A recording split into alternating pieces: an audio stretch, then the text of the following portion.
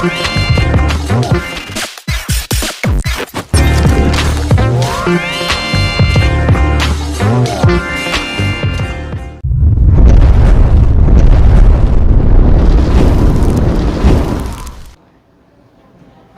Jumat Masjid Ar-Rahman Natar Lampung Selatan yang dirahmati oleh Allah Subhanahu wa taala. Hidup di alam dunia ini tidaklah lama. Dulu kita punya kakek nenek, kemana mereka sekarang? Mereka telah kembali kepada Allah. Wafat kakek kita, meninggal nenek kita seakan tak berarti bagi kita kala itu. Kenapa? Kita punya ayah, ibu yang kita banggakan. Kemana mereka sekarang? Sebagian mereka pun telah kembali kepada Allah Subhanahu wa ta'ala. Tangan ini bisa bergerak pada hari ini. Kaki ini sanggup melangkah pada hari ini. Badan bisa duduk di masjid ini pada siang hari ini. Karena ada nyawa, ada ruh yang bersarang dalam jasad kita ini. Tiba masanya ruh akan meninggalkan cangkangnya. Ruh akan meninggalkan jasadnya. Kembali kepada asalnya, kehidupan yang abadi selama-lamanya.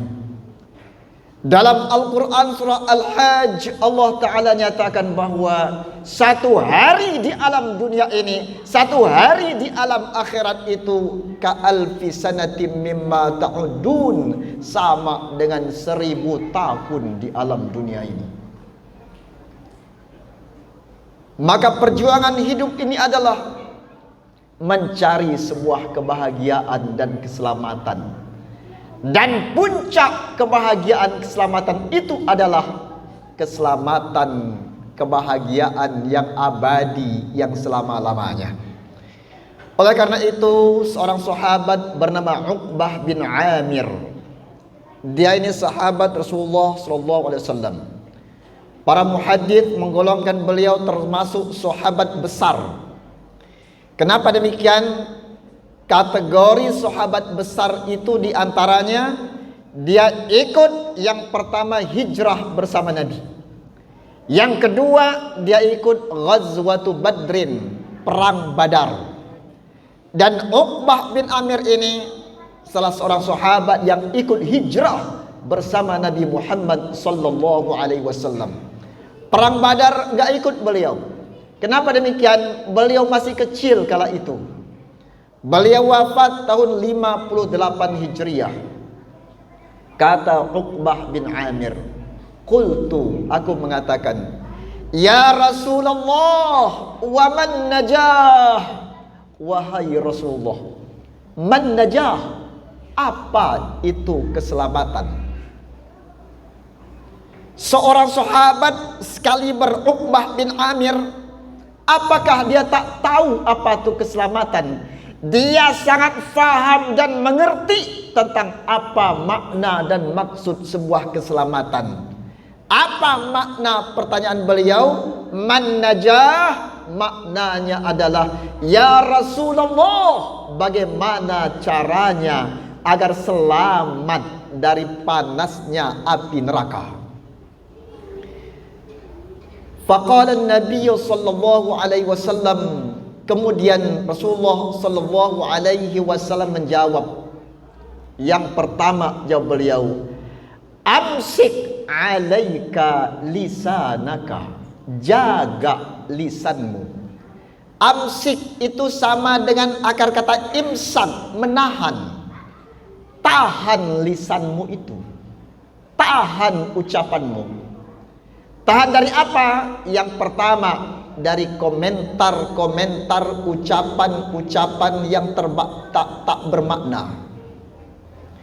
Kemudian yang kedua, jaga dari ghibah, membicarakan keburukan-keburukan orang lain.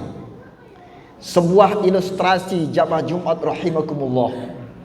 Ada mayat sudah 3 hari wafat, meninggal dunia. Aromanya na'udzubillah luar biasa.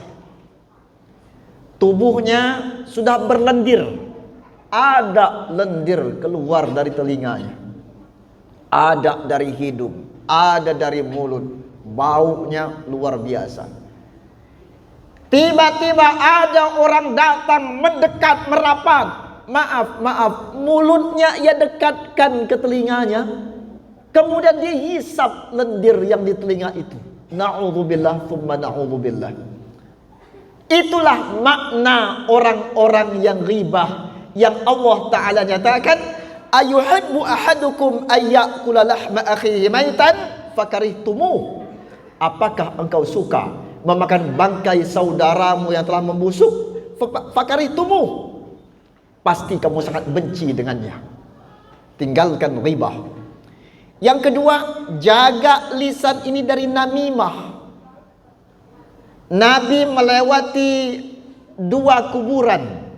Kata Nabi, innahuma la yu'adzaban. Kedua isi kuburan ini, kata Nabi, sedang disiksa sekarang.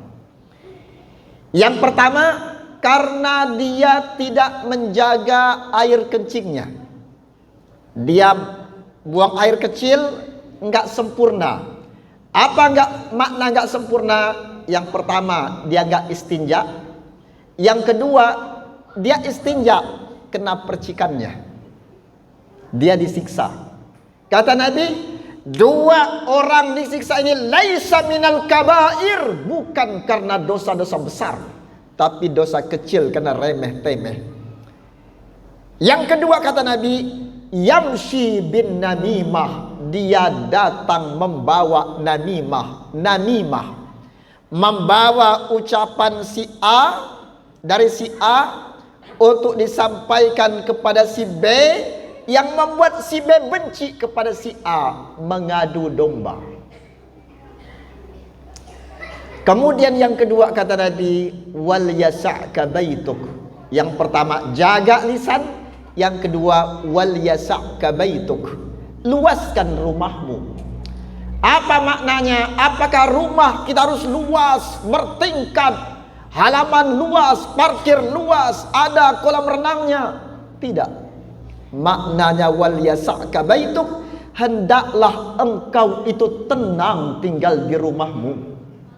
Maka rumah dalam bahasa Arab ada 2 ucapan. Yang pertama, baitun, mabit, tempat menginap.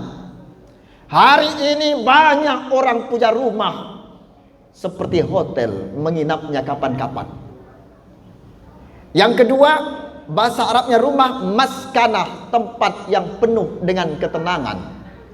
Hari ini betapa banyak rumah-rumah enggak mendatangkan ketenangan. Mau kemana sekarang? Keluar dululah, cari ketenangan, cari kebahagiaan. Rumah bukan tempat ketenangan. Maka Nabi SAW bersabda, zayyinu buyutakum biiqamatis shalah wa tilawatil Qur'an. Hiasi rumah-rumah kalian dengan menegakkan salat dan tilawah Al-Quran. Hadir kedamaian, hadir kebahagiaan, hadir saling pengertian. Keluar rumah kita baru 1 langkah kaki melangkah, sudah nampak pintu-pintu keburukan di luar rumah itu. Kemudian yang ketiga, kata beliau, wabki ala khati'atika. Ingin selamat dunia akhirat, jaga lisan, luaskan rumah. Yang ketiga, wabki ala khati'atika, menangislah engkau terhadap dosa-dosa kesalahan yang telah engkau perbuat. Ini sangat berat yang ketiga ini. Kita menangis karena anak keluarga meninggal dunia, gampang netes air matanya. Menangis anak kita nggak bisa sekolah, nggak bisa bayaran, gampang menetes air mata ini. Tapi tak semua yang mampu bisa menangis ketika ingat akan dosa-dosanya. Maka dalam sebuah riwayat, kita ambil hikmah pelajarannya, Nabi Nuh alaihi salam pernah menangis. Kapan? Ketika anaknya nggak ikut dengannya. Banjir bandang terjadi, dia berkata, ya bunayyar kam ma'ana, wahai anakku bergabung bersama kami. Anaknya memilih naik gunung. Sa'awi ilal jabali yaqsimuni minal ma. Tidak ayah, aku kan naik ke gunung, aku kan selamat naik gunung itu. Beda dengan ayahnya. Karena dosa anaknya menangis Nabi Nuh. Dikatakan 300 tahun Nabi Nuh alaihi salam menangis. Andailah umur dia itu dikatakan 900 tahun lamanya, maka sepertiga umurnya dia menangis. Kenapa? Karena ingat dosa. Apakah dosa dia? Bukan, dosa anaknya. 3 inilah kunci sebuah keselamatan. Jaga lisan, luaskan rumah, menangislah terhadap dosa-dosa. Pulang ke rumah kita nanti, tataplah rumah kita itu. Lihat rumah itu. Dulu di rumah ini ramai anak-anak lari sana sini, sana sini. Ada cucung, ada anak, ada menantu di kamar sana, ada menantu di kamar sana. Hari ini anak-anak telah pergi dengan cita-citanya masing-masing. Cucung-cucung telah pergi memperjuangkan kehidupannya masing-masing. Tinggallah seorang ayah, seorang ibu yang pagi dia bersih-bersih. Atap bagian atas sudah mulai pecah-pecah, tak sanggup lagi naik ke atas. Lantai 2 pagarnya sudah rusak-rusak, catnya sudah kusam, taman gak terurus.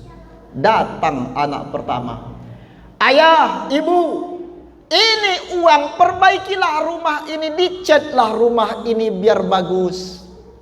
Kata sang ibu, sang ayah, enggak usah lagi nak, enggak ada guna lagi. Siapalah yang hendak menempati rumah ini? Umur kakek nenek pun enggak lama lagi.